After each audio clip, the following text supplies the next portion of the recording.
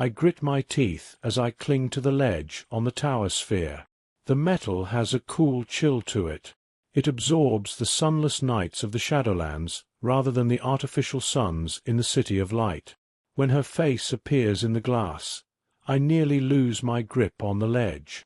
I wonder for a moment if I've climbed the wrong tower, but it's not every circuit a stalker hauls in an otherworld catch, and she looks too much like the young girl to be unrelated. But this is no Bellamy. It's no little girl, either.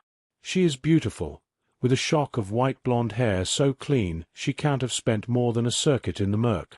Her face is free of lines, as if she's never squinted at Catacomb Ash or the harshness of the City of Light's twin solars. Who is she? She seems equally surprised to see me, but I figure it's probably due to the half-furlong between me and the void of darkness below. Tannan had said only a mind-sapped moonskitter like myself would be fool enough to climb it.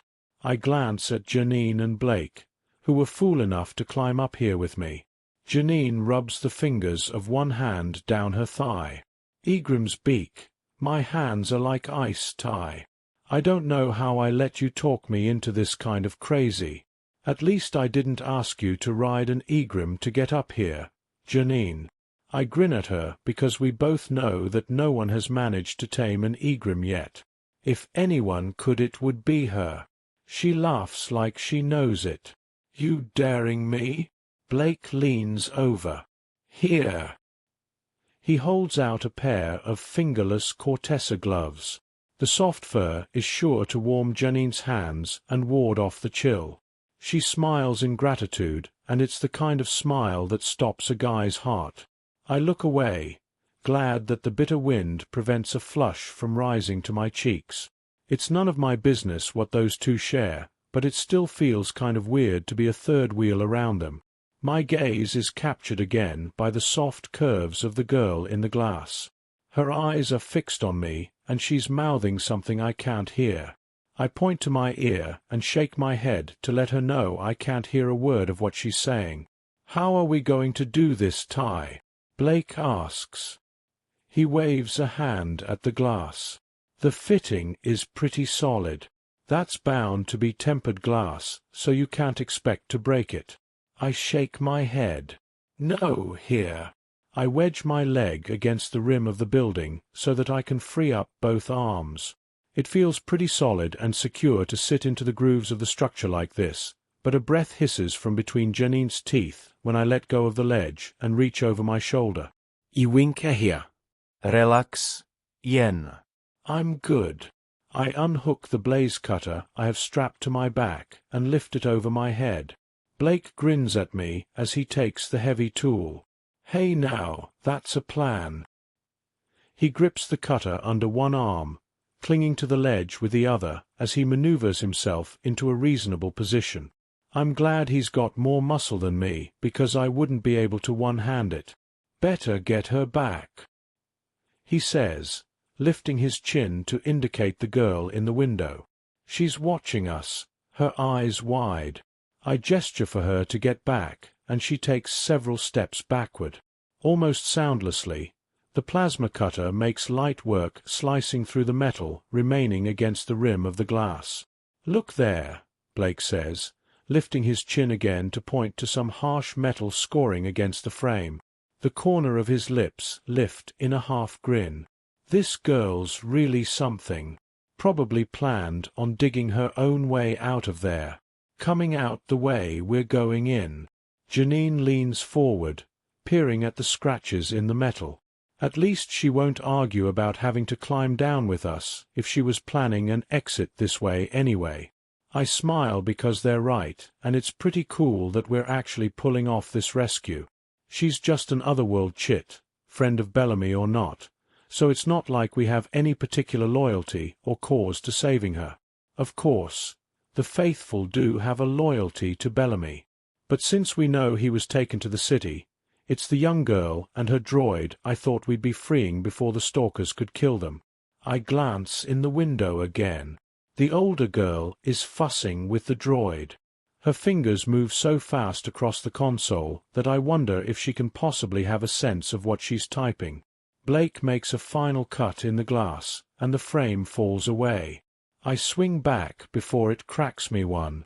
Janine gasps, swinging to the side, and Blake leans back. The glass drops out, and we watch as it plummets down the length of the tower and crashes to the ground far below us. It shatters into a scatter of shards. The noise of it is almost nothing compared to the blaring screech coming from the droid. Instead of waiting for the hot metal to cool, I leverage myself and swing down into the room from above. My feet plant on the floor with a heavy thud, and this time I'm almost glad of the racket the bot is making. "Shut it up," I say, rushing forward. "I'm trying." Her fingers are still scrolling across the droid's console. She shakes her head.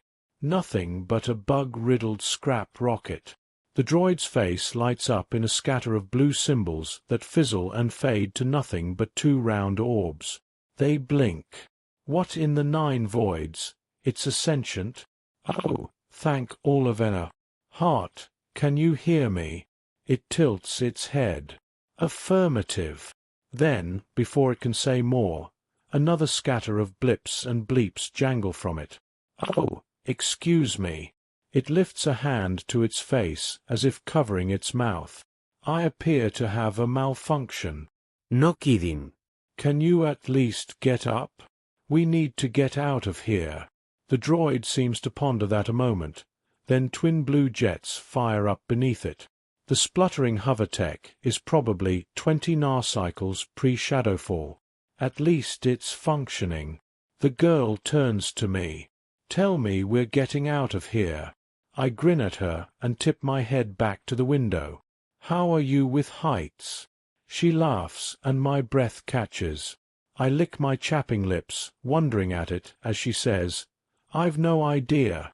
The jangle of the door freaks us both out, and we glance back at it as it swings open. Honzer's ugly head seems to precede the rest of him into the room. "What the ball scat?" he cries. "Ty, you sly shadow compy. What the hell?" He turns and shouts down the corridor behind him. "Guards!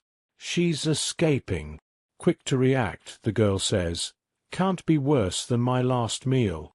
She nudges the platter of food, flicking it with a nimble foot. It flips up and splatters across the front of Honzer's chest. He swipes the tray away with a splutter as she darts to the window. The metal is still red with heat in places, but cooled in others. "Careful, it's hot. Grips are here and here," Blake says as she steps close to the frame. She nods. Then, with an agile gracefulness, she swings herself out of the window and onto the ledge below. She glances back at the robot, Hart. "Can you follow?" she asks, glancing behind him as Honzer snarls and reaches for the weapon at his hip. Affirmative. The droid jets slightly, then proceeds to hover over the edge of the window frame and horizontally down the surface of the sphere as if it were as easy as hovering across the floor. "Magnetic. Must be," she says. We both glance back as a rush of guards charge into the room. Honzer's grip tightens around his plasma pulsar as he straightens and levels the weapon at me. No more time to waste. I jump out the window, gripping the ledge with my fingers. A flash of searing plasma flashes past above me. "Come on!" Janine and Blake are already moving. Hart leads the way, able to move down the building's struts and spokes as if it's a straight path. He seems completely oblivious to the horde of men after us. I glance back to see Honzer roaring from the window. "Get them, you daft fools! They're not worth a staple if you let them escape." Several guards climb over the ledge above us and begin to move down the building. They move swiftly, and I start to worry that we're not moving fast enough. "Come on!" I dart and weave between the ledges. My fingers are still aching from the climb up. My legs are on fire. My breath is heavy, fast, and rasping against the chill air and haze of murk. Ahead of me, the girl shivers. Each move seems to take more and more out of her, and she's slowing. I catch up, passing her slightly. Next grip is just to your right, footfall about 2 inches down. That's it, you've got it, I call. She nods, her face full of gratitude as I guide her down the best path. We both gasp and lean in close against the cold metal as a swoop of wings glides close to our heads. Claws rasp on the metal, then the creature launches again. It grinds the metal beneath its claws as it takes off. Egrims, I hiss. The flock squawks and hisses with high-pitched echosonics. I freeze and hope that the girl does the same. Risking a glance up, I see her frozen in place. She quivers, her eyes wide and scared. Even from here, I can feel her mind racing. In the distance, another Egrim howls. I whisper up to her, "Quiet your mind." Their sonics pick up your movement, but lesser beasts also sense your emotions. Still your thoughts. She draws a long breath and closes her eyes.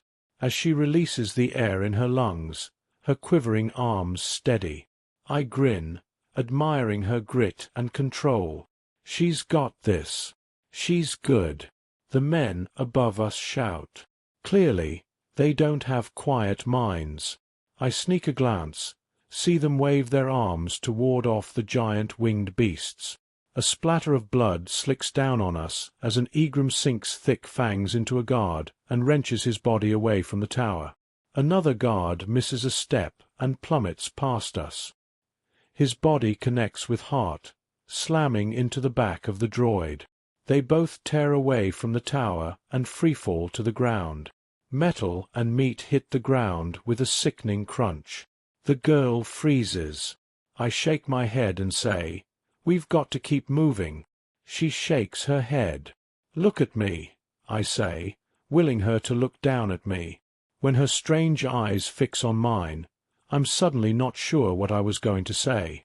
My breathing catches, so I force myself to concentrate on each slow breath. I tune out the frenzy of the Egrims feasting above. Instead, I focus on her, on the next step. One step at a time, follow me, move where I move. She nods, and we both trace a path down the tower. Beneath us, Janine and Blake touch the ground before we do. They glance back up to the men scrambling down the side of the building. Plasma pulses burst through the sky, but we're not the targets. Instead, the Egrims soar and glide to avoid the blasts. They swoop, claiming feast upon feast. Heavy bodies take flight in their talons as they carry the stalkers off to their distant nests. Some men still move steadily on, climbing down the tower and away from the chaos of their comrades. Some move more cautiously than others. I feel the ground under my feet and reach out a hand to help the girl touch the surface. She stumbles into my arms as she lands. "I've got you." I swallow, surprised at how good it feels to have her in my arms. She's slim, her body cool in my arms. My chin brushes the soft silk of her hair. Some hint of madness suggests that I just stand there, holding her, but I steady her on her feet and step away. Kuam nudges forward, dropping his head to rub his snout against us. She gasps and moves to step back, but I reach to steady her again. I don't think she's quite got her feet under her. It's okay. This is Kuam. He's our ride. She nods and I help her mount him. "Wait. Heart." She moves to dismount again, but I shake my head. No, sit tight. "I'll get him." "Forget him," Janine calls. "He's just a droid. He'll be forbidden in the city anyway. We've got to go." She points at the handful of guards still fending off Egrims on the tower above us. The girl glares at Janine. "We can't leave him. He's my—" She pauses as if she's not exactly sure what to call him, and instead says, "I need him." Janine sighs and mounts up on her tie-elf as Blake joins me. Together, we strap the droid to one of the tie-elf kits, Farlam. The little tie-elf seems to feel quite proud about carrying a passenger. He prances in place as I try to tie off the final binding. Hold still, buddy. He quivers, but I get the strap tied. I turn back to Kuam. The girl is settled tight against his shoulder blades. She clings to his fur as I climb up behind her. Blake has already joined Janine, both mounted on Kuam's mate, Selna. Their kits stalk around us, gazing up at the guards and Egrims. One munches on the mangled corpse of the stalker who missed his footing. Come on. We've only got a small window before they finish off what's left of those Egrims and come after us, Blake says.